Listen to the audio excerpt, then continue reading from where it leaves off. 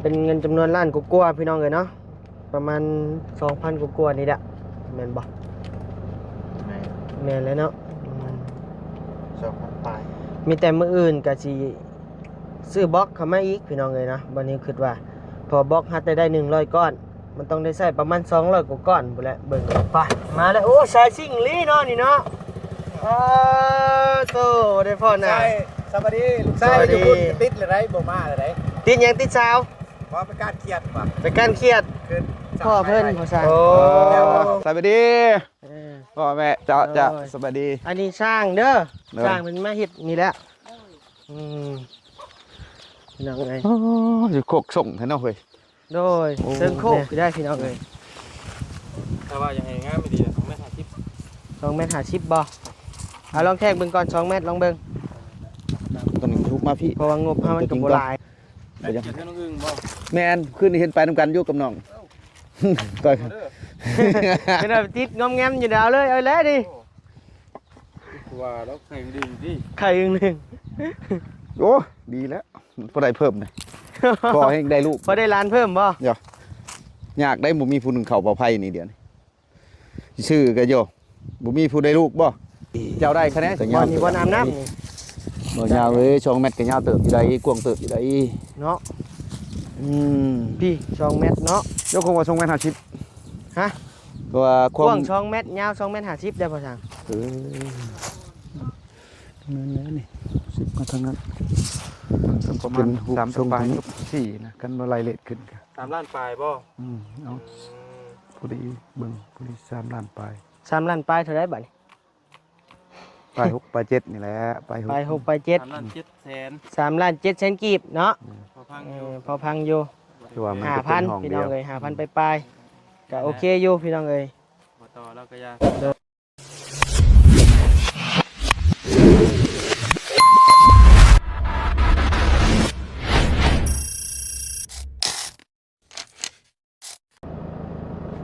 ได้เลยเนาะกับทักทายสบายดีพ่อแม่พี่น้องหมดทุกผู้ทุกคนเด้อพี่น้องเด้อเนาะยินดีต้อนรับเข้าสู่ช่อง YouTube บานิวสะพานบุญเส้นเก่าเส้นเคยเด้อพี่น้องเด้อเนาะเอาในขณะนี้ทั้งบานิวกับบาไลกะได้มาโผล่หัวอยู่ที่เทิงรถเทิงล่างเด้อพี่น้องเด้อเนาะมื้อนี้ก็ถือโอกาสดีทั้งบาไลเดินทางมากับบานิว2 คนพี่น้องเอ้ยอยู่เทิงรถเทิงล่างพี่น้องเนาะก็ณตอนนี้ทั้งบานิวกับบาไลก็สิเดินทางเข้าไปเฮือนน้องน้อยพี่น้องเอ้ยแต่ว่ายังบ่ได้เข้าไปยังถ่าพอสร้างอยู่เนาะโดยสิให้ทั้งพอสร้างนี่เข้าไปวัดแทกเบิ่งห้องน้ำห้องในพี่น้องเอ้ยเนาะมันสิตกบล็อกจักก้อนมันสิค่าสร้างเท่าใดแล้วก็องค์ประกอบมันมีหยังแน่หั่นนะเพราะว่าทางเฮาก็บ่แม่นสร้างก็ยังบ่ฮู้เนาะพี่น้องเนาะก็เลยว่าสิโลออกมาแล้วบ่เจ้ากำลังสิออกว่าบุญทวีฮะกำลังซื้อบัตรโทรศัพท์ส่งแล้วโอเคเฮาถ่ายอยู่หม่องโค้งหม่องเพิ่นขายเครื่องนี่เด้อโดยเพราะว่าบุญทวีฮะเพิ่นสิถ่ายอยู่พี่เพิ่นบ่ได้ไปนำข่อยเด้คือบ่มานำกันเลยมานำกันเลยโลดแหละโดยเราสิไปการเครียดแรงแล้วอ๋อโอเคฮะโดยสิไปการเขียนกับไผน้องอันน่ะบ่น้องตันนะมั้ยยันไปกับน้องอันนั้นน้องยังก็น้องมีบ่น้องยังน้องมีบุญมาบ่อันเพียงอันพอแล้วเป็นกระเพาะนะจำชื่อบ่ได้ลืมชื่อแล้วแหละใหญ่โพดบ่นี่เอาพี่น้องเอ้ยทางบ่ไลยังกินข้าวอยู่เนาะไว้มาร่วมกับบานิวก่อนณตอนนี้ก็งบน้องอันนั้นน้องน้อยกับบานิวก็มีอยู่จำนวนเบิ่งก่อนนับเบิ่งก่อนนะพี่น้องเนาะเดี๋ยวบานิวนับเบิ่งก่อน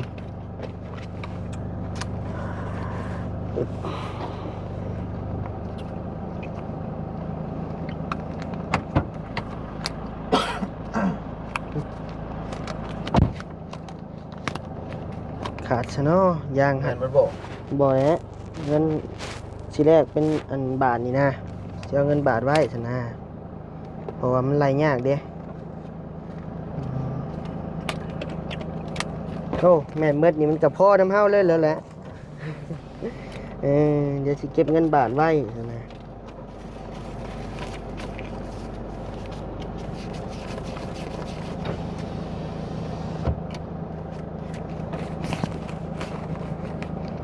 เพราะว่าช่วงนี้เงินบาทขึ้นได้เงินบาทพุ่งสูงแฮงพี่น้องเอ้ยช่วงนี้เบิ่งได้เห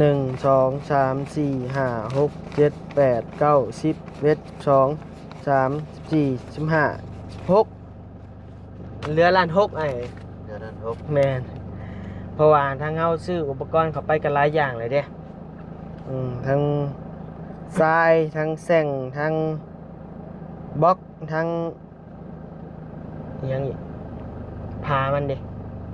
ก็เบิดหลายเติบแล้วพี่น้องเอ้ยนำบ่นิ้วก็ได้เนาะ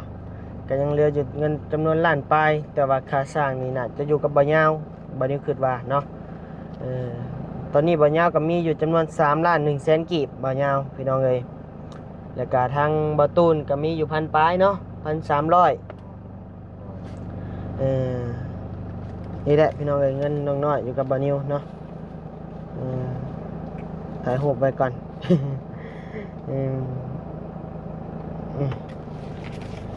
เป็นเงินจำนวนล้านกว่าๆพี่น้องเอ้ยเนาะ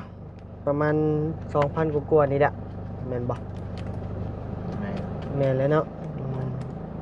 2,000ปลาย มีแต่มื้ออื่นก็สิซื้อบล็อกเข้ามาอีกพี่น้องเอ้ยนะบ่นี้คิดว่าพอบล็อกหัดได้100ก้อนมันต้องได้ใช้ประมาณ200กว่าก้อนพุ่นแหละเบิ่งนี่ต้องถามบ่สร้างอีกเทื่อนึงก่อนนะพี่น้องเนาะเหยียบ300นะแม่นแต่ว่ากะบ่นิวสิคนมาทีละน้อยนะเพราะว่ารถบ่นิวก็ยางบวมแหละ ว่าจะไปเปลี่ยนยางกะเบิ่งนี่ก่อนพี่น้องเอ้ยเนาะราคามันก็ค่อนข้างสูงอยู่ยางก็ได้เส้นหนึ่ง 6,000 บาทบ่ไรยางที่หล่น มือหนึ่งได้ก็เดมเป็นมือสองก็โอ้ก็ถือลงอยู่หน่อยนึงภาวนามือสองมันมีอยู่เดี๋ยวนี้ใส่มือสองไปก่อนถ้ามีเงินมีคำอย่างใส่มือหนึ่งใส่ ตัดผมใหม่บ่ แม่นตัดผมใหม่ตัดอยู่โรงเรียน โดย พอดีพาเมียไปบัดก็เลยน้องนิวเพิ่นโทรหาพี่น้องก็พอดีมันออกมาสวยแน่ก็เลยออกมานำน้องนิวเพิ่นเลย โดยแห้งสวยตื่มออกมานำเฮา เพราะว่าพาเมียไปบัดโดยเพราะว่าเฮารถใหญ่มันจวดบ่ได้อะมันจอกแจกไปบ่ได้เด้มันก็ค่อนข้างช้าอยู่โอเคเดี๋ยวรอพอสั่งก่อนเนาะพี่น้องเนาะโดยไปมาแล้วโอ้สายซิ่งลี่เนาะนี่เนาะโตได้พ่อน่ะใช่สวัสดีลูกชายอยู่พุ่นติดเลยไรบ่มาเลยไร ติดหยังติดสาว ว่าไปการเครียดป่ะ ไปการเครียดคือสากไฟไว้ โอ้แล้วบ่คือผ่านนี่แล้วอ่ะโดยตอนนี้เมื่อจบแม่เนี่ยโดยอาหารแนวมากินแน่กัน โดยใช้อันเป็นจังไดแล้วหรือบ่อยู่ทางผมยังแต่มุ้งนั่นแหละกับแอมพาได้โอ้มันว่ายังนี่บ้านมาตอกประตูอีกใช่ป่ะคิดว่าแอมพากระตาอันซื่อเลยวันนี้เพราะว่ามีบานประตูมีวงกบอีกตัวเราเฮากับกล้าใช้ไม่เช่นแล้วโดยเฮากับกล้าบ่ถึงเนาะแม่นสิใช้บอลใดเนาะกับปลาล้มกะนี่ได้2แผ่นเลยโดยเลยเพิ่นสิเฮ็ดแบบใดสิใช้รถบ่หรือทาสีเฮาก็ต้องถามเพิ่นรายละเอียดเพราะว่าทางเจ้าของมื้อนี้เพิ่นบ่ได้เข้าไปบ่ไปทางทีมงานทางเบาแก้วบ่ยังบ่เข้าไปบ่เห็นแต่เบาแก้วเพิ่นว่ามื้ออื่นสิเข้ามาบัดเฮาเบิดเวียกแล้วบัดผู้สิมาช่วยก็เฮาก็เขามาช่วยเวียกนะกับผู้เฒ่ากับน้องเพิ่นนั่นแหละมาช่วยเฮาก็อยู่กันว่างแน่เวียกบ่หลายนี่ครับโดย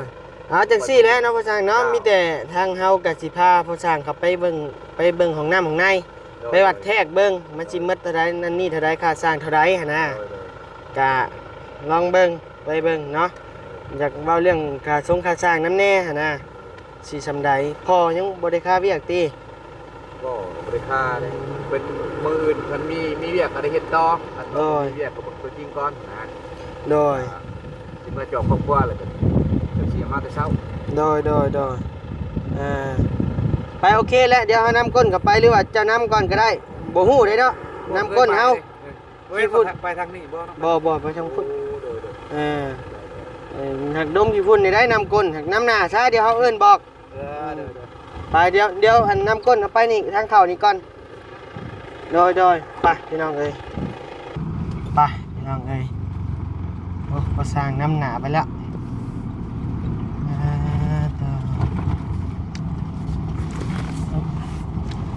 เดี๋ยวไปพังเบิ่งน้ำกันพี่น้องค่าสร้างจิตเท่าใดเนาะเห็นห้องน้ำห้องใน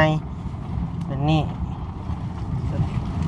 เพราะว่าช่วงนี้กับพอสร้างและเพราะว่าเพิ่นอยู่ใกล้แน่พี่น้องเอ้ยเนาะเพิ่นอยู่แถวนี้แน่เนาะพี่น้องเอ้ยกับสีมือแล้วก็งามเติบหนึ่งอยู่พี่น้องเอ้ยพอไปได้มาได้พี่น้องเอ้ยเนาะเดี๋ยวเบิ่งก่อนเบิ่งราคาเพราะพี่น้องเอ้ยเนาะสิเป็นได้ใดคนทางก็คือพี่น้องเห็นนี่แหละโอ้ตกคลองแถวนี้ซะเนาะไปพี่น้องเอ้ยเคลียร์ทางให้อีกพี่น้องเอ้ยตัวตะปูเยอะ โบตะปูรักเราเขี่ยออกเลยเปลี่ยนสีฮอดได้พี่น้องเอ้ยขับมาคนทางนี้ก็ได้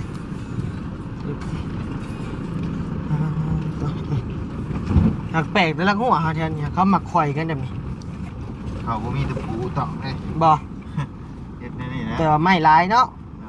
ไม่ร้ายแต่ผมมีตะปูตอกแล้วข่อยเอาเดี๋ยวนี้พี่น้องเอ้ย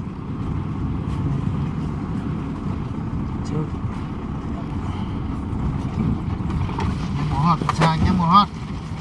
ไปอย่าไป ไป let's go let's go let's go let's go กันมาไอ้ป่านพี่น้องใกล้แล้วใกล้สิฮอดแล้วล่ะพี่น้องเนาะแล้วสิว่าแล้วใกล้แท้แล้วสิว่าเจ้าว่าเข้ามานี่ฮอดบ่ประมาณ 4-5 โลกลัวไปจัก7เนาะ7 กิโลละบ่ได้ใกล้นะแถมคนทางเป็นแนวนี้อีก อย่าได้ง่วงนอนนี่ว่ะ บ่เป็นไอบ่เป็นหวัดบ่ เป็นไอปวดหัว เด้อ ไอคืนนะคืนโอ้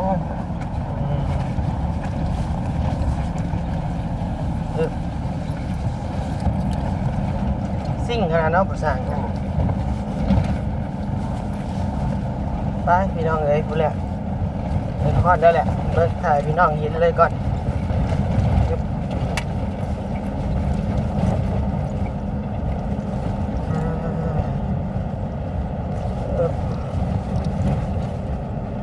ใกล้สิฮอดแล้วล่ะฮอดแล้วนี่แหละลักหัวแล้วเนาะ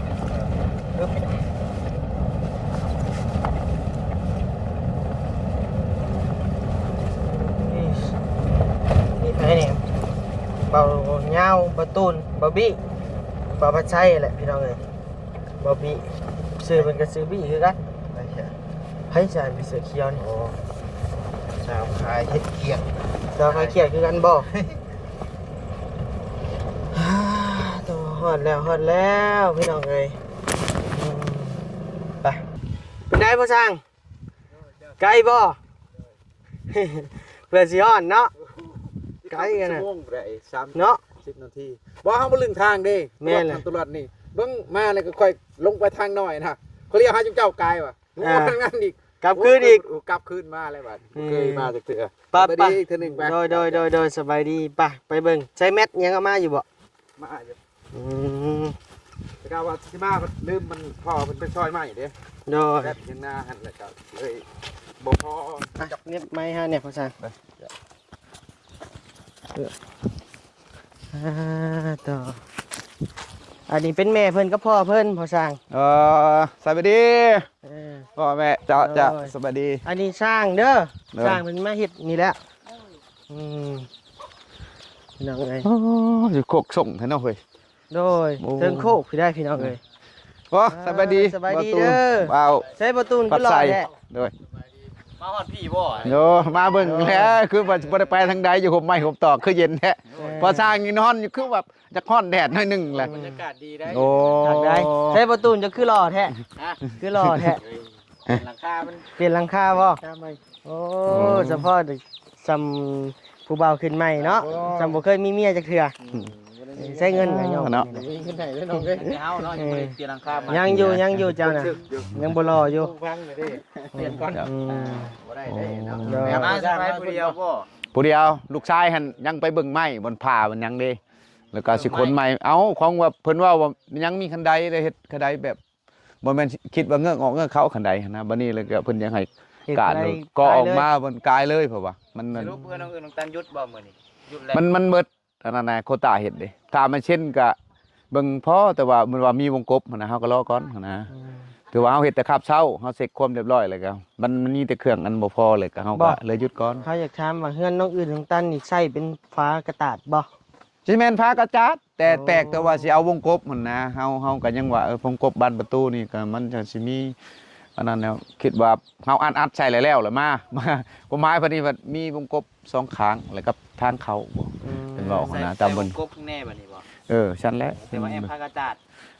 ที่เป็นวันนั้นแหละเฮาก็ อืม ถ่ารอก่อนหั่นนะ ต้องล้มน้ำเพิ่นอีกทีนึงเนาะ แม่นลมรายละเอียดมึงว่าสิใส่แล้วก็เพิ่นชื่อมาให้เฮาจังใส่ได้ โด สมมุติเฮาตีมาเช่นไปก่อนแล้วเฮาบ่อยากมั่งหั่นนะเพราะว่า แม่น เฮา แล้ว ก็ จักสิใส่บ่อนได้จุดใด แม่ นะ นจะ เอาโอเคไปแล้วจังล้มน้ำเพิ่นเนาะมื้อนี้ เดี๋ เฮา ยว ก็มาล้มเรื่องของน้ำเฮา แม่น น้องน้อยเฮาก่อนพี่น้องเอ้ย โอ้ โดยเดี๋ยวรอถ่าทางบ่ยาวแล้วก่อนพี่น้องเนาะโดย จ้ะ ป้าไอ้ป้าบ่ว่าใช่ โดย มีแต่ไปเบิ่งนํกันป้าสิเอาแบบใดไปแนวใดมาแนวใดเฮ็ดแนวใด เบิ่งอยู่นี่เพิ่นก่อนเดือมเติมอยู่ ยิงแขวเหลืองอีกแล้วว่านี่เพิ่น คิดอย่างแล้ว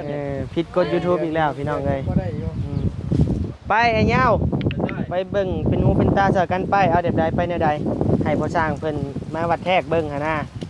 ค่าสงค่าสร้างนั่นนี่หั่นนะแล้วบอกมันสิหมดจะก้อนจะแก้นไปหั่นนะ โอ้เฮ็ดไก่แท้เนาะ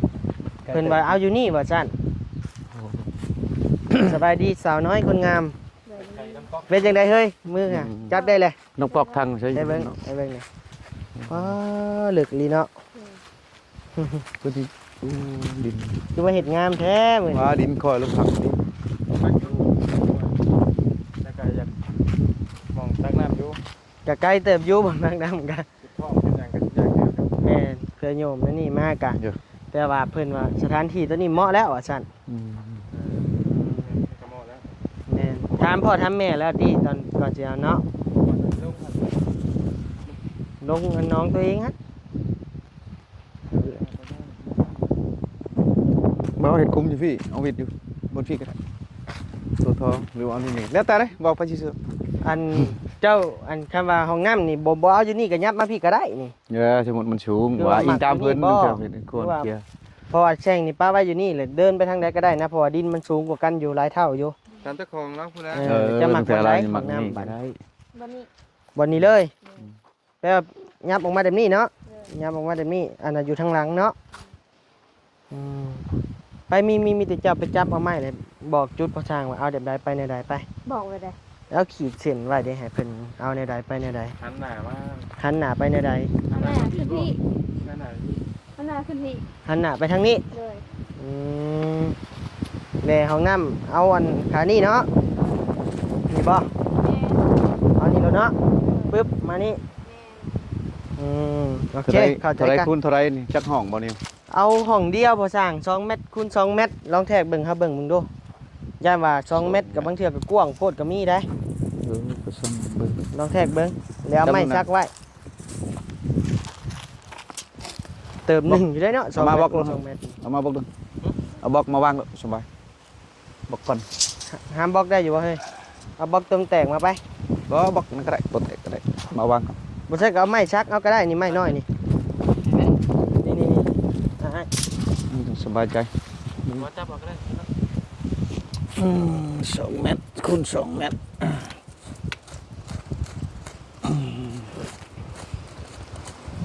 โอ้แนมเบิ่งก็บ่กว้างแล้วนี่ พวกคนใดเนาะของ แม่ ถ้าว่ายังไงง่ายไม่ดีของแม่30 2เมตร50บ่เอาลองแทกเบิ่งก่อน2เมตรลองเบิ่ง ราะว่างบเฮามันก็บ่หลายเด้ อืมนี่เขาสร้างเพิ่นเฮ็ดเป็นล็อกให้เลยนี่ เนี่ยแหละบ่เพื่อน นั่งถ่าจะมุงกับแม่ผาด นอนใช้มัน ว่าจะกลับบ้านบ่หรือว่าสิกลับเมื่อนอนนำบุญทวีกับเพิ่นสิไปกันเขียดมา เป็นการเขียดเลย โอ้เขียดอยู่พุ่นแล้ว เป็นการเขียดอยู่เพื่อนเพิ่นบ่ บนชุมเฮาเฮ็ดงานนั่นแหละเพิ่นยังรอถ่างานแล้วตัวนี้ก็ชุบมาพี่เบิ่งตัวจริงก่อน เขียดเพื่อนน้องอึ้งบ่ แม่นคืนนี้เห็นไปนํกันอยู่กับน้องก็ เด้อ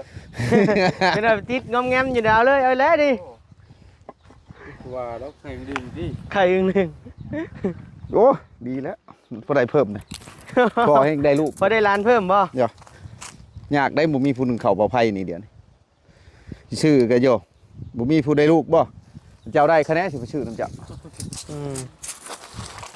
ใช่บ่าวนิวก็บ่เห็นเอาเมียจักเถื่อ อ้าวใจเย็นกว่านะโอ้อยากน้อยอยู่ได้หักยับเอาอีกพอเบื้องนี่2 เมตร50ไปลองมึงดู โอ้ย2 เมตร 50โอ้โหย เขาไม่ละทิศละงั้น แม่นงามเนาะ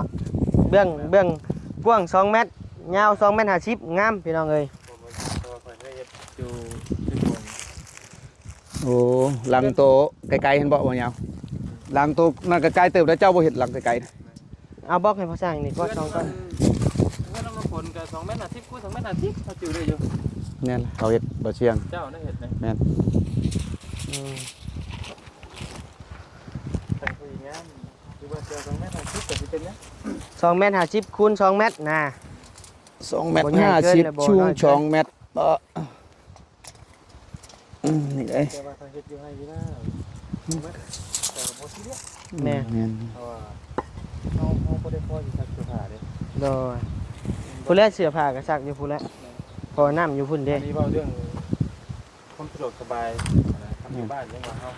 เฮาได้ซักเสื้อผ้าอยู่เรื่อง แม่น เฮาต้องใส่พื้นที่นั้น แม่น แต่ว่าถ้าอยู่หน้าน่ะ2 เมตรก็ได้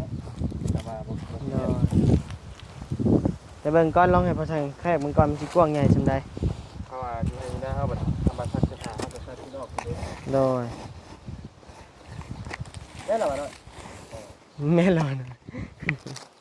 ชื่อเล่ามีแต่ชื่อเดียวเนี่ยชื่อน้อยบ่ อิ๋วน้องอิ๋ว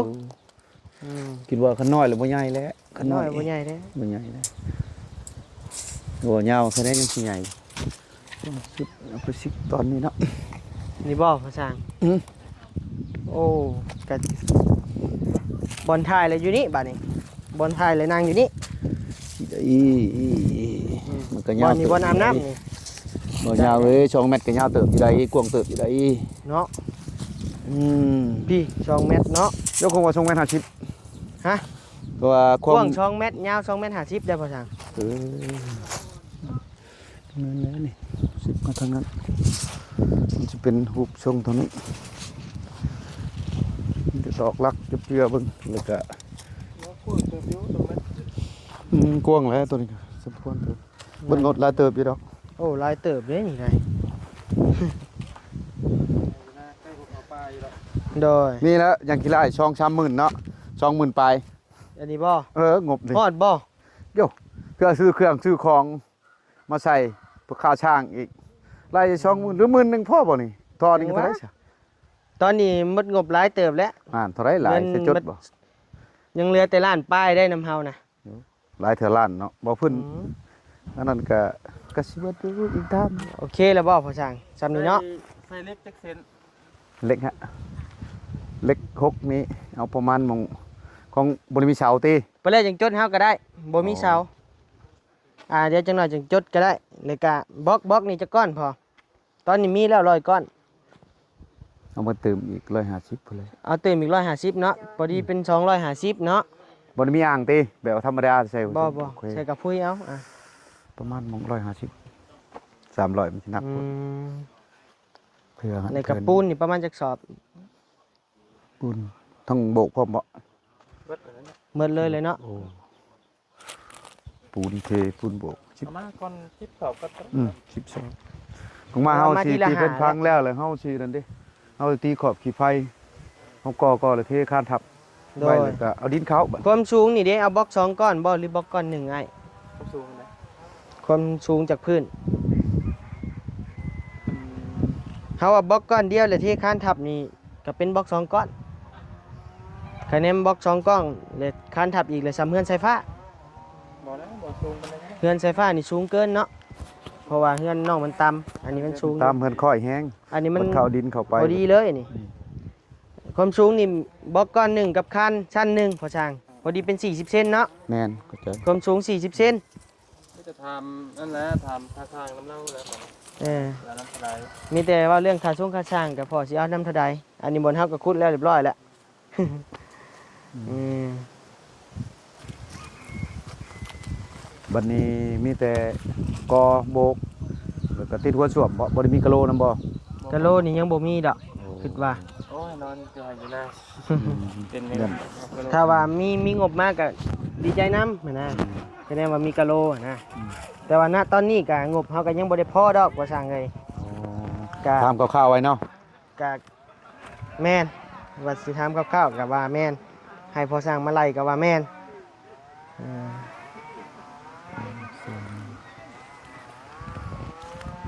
เงินไฟฟ้าเท่าใดก็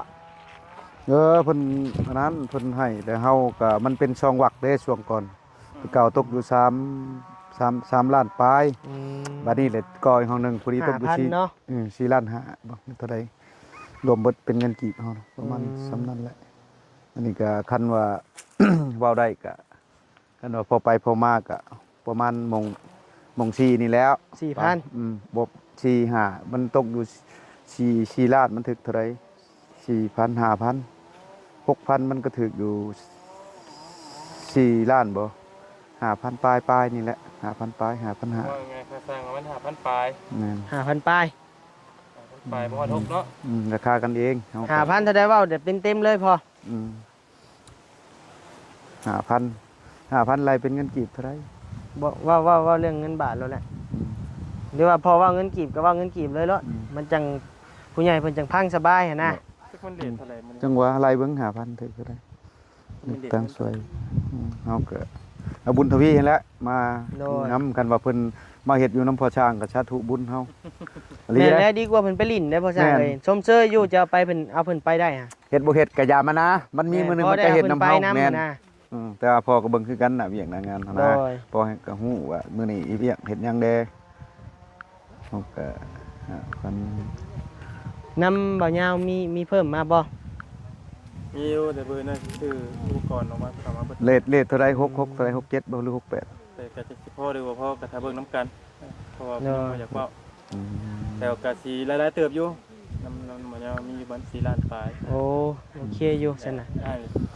ประมาณหม่อง สร้างเข้ามาให้เพิ่นส่งมาบัดเดียวเลย โอ้อ่า เบอร์ เจ้าสิเอาหยังแหน่ เอายังเอาทรายเครื่องรถยังละครึ่งเนาะทรายยังละครึ่งแล้วก็ ดินกับทราย ถ้าเบิ่งเงินเท่านี้แหละ โดยจันคะแนนว่าเพิ่นเข้ามากอ่ะ ให้เฮาก่อนก็ได้ อืม ทางพอสร้างจดมาให้อ้ายน่ะอ้ายสิไปซื้อแบบเบอร์ทางมาแล้วเบอร์สิได้อย่างนี้ โดย แล้วก็เฮาสั่งมาแจ้งพ่อแม่พี่น้องที่นํกันว่าขาดเดือนนี้ โดย สิได้ฮู้เลยนะตอนนี้พ่อแม่พี่น้องเพิ่นกำลังงงๆอยู่ตอนนี้ แม่ เพิ่นขาดอย่างนี้เพิ่นก็งงอยู่นะ แม่นอยู่ เล็ก เพราะว่า ประมาณหม่อง คันว่าเฮาสิแก้เข้ามามันกับ รถมันแก่บ่ได้พี่น้องเอ้ยมันได้ทีละน้อยมานะย่างกับบวมเลยแม่น มันเฮ็ดทางน้ำเลย คะแนนว่าซื้อมาเป็นแนวละครึ่งกะถามว่ามันหลายเกินบ่กะกับบ่หลายพี่น้องเอ้ยเนาะ จะเบิ่งก่อนว่า เออ 4ล้านมันสิได้อย่างนี้เนาะ โดยแล้วก็เก็บเงินค่าจ้างนํแหละ เพราะว่าเงินค่าจ้างก็ยังบ่พออยู่ ถ้าคือ4ล้านของอ้ายมันไล่เกือบเบิดทุกอย่างก็สิมีหยังก็มีแต่เก็บค่าสร้างน่ะ แม่น ก็มีแต่หา คะแนนว่าแนั่นๆแม่น ตอนนี้นะ อืม แต่ว่าบ่พอก็ได้เติบอยู่พี่น้องเลยก็จะ หลายอยู่ขึ้นเบิ่งนี่ จะคิดได้ทำได้แล้วเบิ่งก่อนเนาะก็ โดย มันต้องใส่แบบนี้ก็ใส่อยังคือรถแล้วก็บล็อกนี่เอามาอีก150 แม่น เนาะ เอามาอีก150บอกกะ ปุ๊บแล้วก็ปูน โดย เล็กเส้นแล้วก็หลังคา โดย หลังคาก็ถ้าเฮาเอาหลังคาธรรมดาก็ได้ใส่ให้น้องเพิ่น แม่นเอาแบบเทียงมันไส้นี่แหละ นี่แค่นี้แหละ โดย เอา โอเคเด้อน้องนิวเด้อ โดย แต่ มีแต่ถามค่าสร้างและเพิ่นเอานำแบบใด ก็ไล่เบิ่งก็ประมาณ3ปลายๆตก4นะกันบ่ไล่เลทขึ้นก็ 3ล้านปลายบ่ เอาพอดีเบิ่งพอดี3ล้านปลาย 3ล้านปลายเท่าไดบัดนี้ ปลาย6ปลาย7นี่แหละปลาย6 ปลาย6ปลาย7 3ล้าน7แสน 3ล้าน7แสนกีบเนาะ พอพังอยู่ พอพังอยู่ คือว่ามันก็เป็นห้อง 5,000พี่ เดี น้ ย อง ว เอ้ย5,000ปลายๆก็โอเคอยู่พี่น้องเอ้ย บ่ต่อแล้วก็ยาธรรม โด ดาย อยู่ และเนาะมันก็โอเคแล้วสำนี้พี่น้องเอ้ยเนาะอืม มันก็ แต่ว่าพอ ประจำ ผู้สร้างนี่วางเรียกประมาณมื้อใดเฮือนน้องนั่นแหละ ก็บ่ดนละกันว่าเพิ่นเอาผ้ากระจาดมาให้กับแนมุงก็ว่า2มื้อจะจบแล้ว โอ้ กัน ใครอยู่เนาะ เฮาก็ โดย ตัวว่าเฮาก็ ก็บ่ได้พาวแต่ถามเบิ่งว่ามื้อใดเพิ่นวางหั่นน่ะเฮาก็บ่ได้พาวเงินเฮาก็ยังบ่พอเด้ อืม เอ แร อก ทำมาน้องนิวสิเฮ็ดให้สาว ก็ แต่ ก็จักแลคะแนนว่าเฮ็ดให้ก็สิขออ้ายแล้วมา ใจค่าทางให้น้องเพิ่นแหละ เออ ป้ามีแต่นั้นได้อ้ายออกก่อนเด้อ โดยออกเลยโดย สิออกไปไทยสิไปเยี่ยมไปยามบุญทวีอยู่พุ่นบ่ บุญทวีอยู่พุ่นแหละ สิเรียนไปพุ่นแหละจังหน่อยเนาะ โดย ไป โอเค มีแต่นั้นเด้อ โดย ขอเด้อ โดย เจ้าเนาะเข้าใจหลายๆได้โดย ต้องให้เบิ่งก็ได้เด้อ โดยเมื่อเท่านี้แหละ บ่อันรายการที่เราจดบ่เราแจ้ง โอ้โดย พอเราจดให้ก็ได้ โอเคพี่น้องเอ้ยเนาะค่าสร้างกะตกเงินกีบกับ3ล้าน7นะพี่น้องเนาะตกเงินบาทกับ5,000ไปแม่นบ่พ่อสร้าง นั่นแหละแล้วมันขึ้นมาลงขึ้นมาแล้ว แต่ว่าในขณะนี้ก็คือบ่นิวว่าแต่เงินบ่นิวก็ยังเหลืออยู่ล้านก็กลัวาเงินอยู่กับบ่นิวเนาะพี่น้องเนาะ มีแต่ให้พ่อสร้างจดรายการเฮานี่เด้อพ่อสร้างเด้อ ปูนนี่มีแต่ปูนเขียวเบิดก็ได้แล้วเนาะ แม่นเอาปูนเขียวแหละอืม ไม่ตอกขอบตานั่นคือว่าอันนั้นบ่คือว่าเฮาเอาน้ำหลังบ่ ไม่เอาเลยบ่น้ำหลังเนาะ ตามขั้นตอน เอา จดข่าวไปโลดถอยจดข่าว เดี๋ยวเฮาสิไล่เบิ่งเนาะ แม่นตัวใดมันบ่ได้แล้วตัวใดเฮาได้แล้วก็จังกากบาดทิ่ม โดย เสียใจอยู่ที่นี่บ่มันให้กูถ่ายเดียวเนาะโอ้ย เลี้ยงกินข้าวกับพ่อสร้างแม่สร้าง บอกให้สายพาอ่านแต่ละ โอ้ มื้อ ให้เพิ่นอ่านบ่ สอนเพิ่นบ่ สอน เอ ก็มาพี่ก็คันว่ามาอยู่น้ำเด็กหน่อยก็สอนไปน้ โดย ำคือหูจักนั่นนี่แหล้วบุญทวีบัดยามผู้เช้าแชทมาแล้วก็เอาแล้วบัดนี่ มา มัน บ พ อ อก สิ เจ้าบ่ พอสิบ่เขียนแล้วแม่แล้วเขียน อ่า ตอบด้วยว่าบุญทวีเป็นหนังสือแล้วเขาก็นำแล้วบัดนี่ผู้เช้าเป็นหนังสือ อ่า โอ้ยค่อยว่าบ่ได้ดอก อืม ทิปสอบเนาะ ปูน10 สอบเนาะ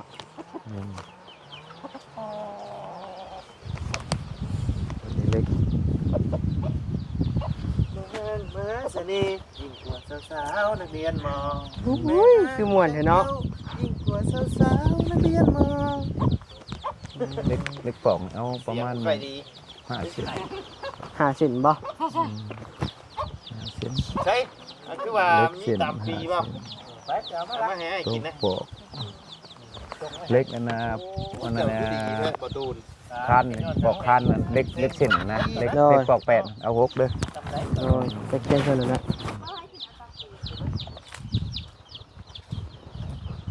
เท่านั้นแหละครับแต่ เส้น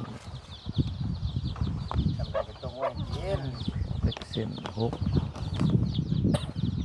จะรับจะรวยเด้อประตูนเด้อไว้ที่เลยอ๋อ4ประตูไว้ เส้น6เส้น 4 ประตู4วินเด้อประตูเด้อเนาะลำๆรวย คอนเทนเตอร์เด้อประตูนเด้อขอให้สมพรปากเด้อมุ่งมั่นไข่ ๆเอาโอเคเดี๋ยวให้พ่อสร้างเพิ่นจดก่อนนะพี่น้องเนาะโดย แล้วก็แล้วบ่จดก็ได้แล้ววะตัวน่ะฮู้อยู่ เออ แต่ว่าเป็นทอนมันทอน80เด้เฮาก็ซื้อ40 เฮาก็ซื้อเครื่องทอดเนาะมันจังบ่เปลืองหลาย วันนี้ เนาะ ก็เส้นน้อยเอา2เส้นแล้ว โอเค จบ แม่น แล้วตัวซ้ำเจ้าเฮ็ดของสายฟ้าหั่นน่ะเอาตัวซ้ำนั่นเด้อบน ๆ ท่อ เอา ระ ตั บายว อัน น้ำ จำแขนเท่า เอ นี้ อ เนาะ ข้างล่างมันสบายเห็นบ่เอามาใส่แล้วง่ายเฮาติดกระโหลก แม่น ไป ๆ มันน้อยแล้วมันกั้นเด้ มันน้อยแล้วมัน บ่ ดู ได้เฮ็ด จ ห อ ยั ด งสิ เนาะ เชี่ยวแต่แย่อยู่มันก็บ่ได้ โอ ใน เค เครื่องใช้ โดย นี่ตัวนั้นแหละเฮาเข้าใจเอาตัวนี้ตัวบ่เข้าใจแล้วถาม อืม เล็กปอกเล็กมัด โอเคมีแต่บินตัวนี้หาเอาสิให้ทางบ่ยาวจัดการเลยตัวนี้นะ ราะว่าล้วนมัดก็ก้อนหนึง โดยเขียนใส่รถแล้ว เคย เขาจังสมทบกันใหม่เนาะโดย เ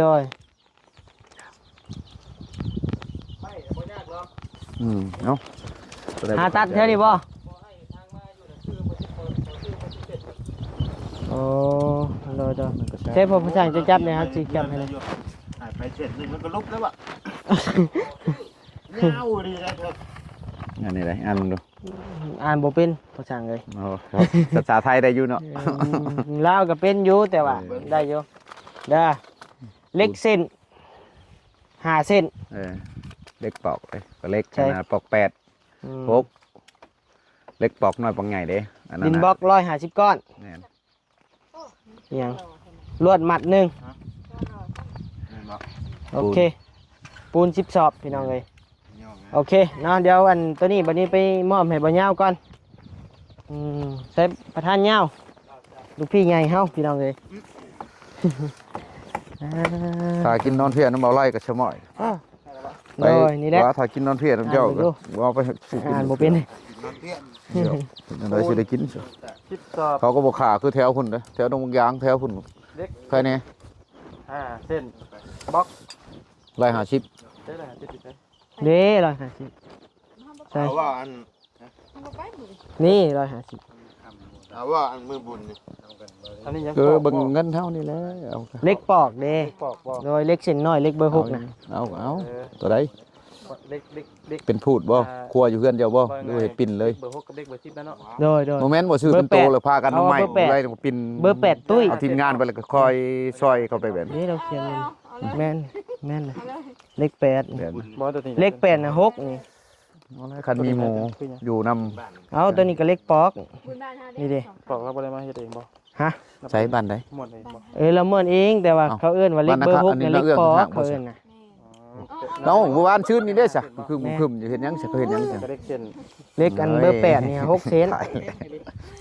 หักเองอยากไป8 6เส้น โดย กินบล็อกไปหาก่อนเนาะ โดย รวดมัด เด้แดงไก่ 1 มัดโอเคเนาะพี่น้องเนาะสำหรับคลิปนี้ก็มีเพียงสำนี้แหละพี่น้องเลยเนาะอยู่ดีมีแห้งเด้อพี่น้องเด้อพูดดีดูกันละ พ่อกันเบิ่ง โดยจังประสานกันโดยโอเคเนาะพี่น้องเนาะอยู่ดีมีแห้งมาทุกคู่ทุกคนเด้อพี่น้องเด้อเนาะโดย